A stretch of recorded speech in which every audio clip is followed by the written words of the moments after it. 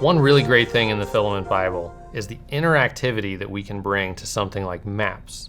Let's take a look at the Journey of Paul map that's here in Acts 15 to 17 and see what we're talking about.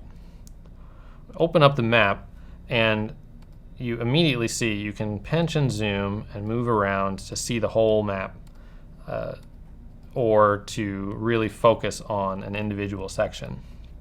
Each one of these cities that are labeled in bold and have the white outline around the dot is clickable. So you're able to tap on that and it automatically brings up some information about that place, events that happen there, and a photo that gives you a sense of what that place really looks like. So here we find the Acropolis of Athens viewed from the Hill of the Muses. So this is what the ruins of Athens looks like today. So it really helps you get a sense for the geography of the place.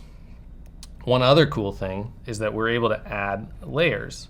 So if you see this icon in the bottom right-hand corner, tap that and it'll show you the available layers for this map. Since this is Paul's journeys, we can turn on or off his individual journeys, his first, second, third missionary journey and his journey to Rome, and see them together or just individually.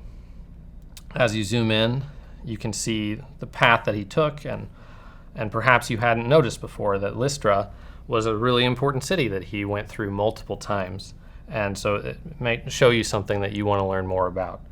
This is a really powerful feature of the Filament app, and we're always thinking about how we can be improving it, so make sure that you spend some time in here learning what you can learn, and you might actually notice something new that wasn't in the map the last time when you come back to it on a different day.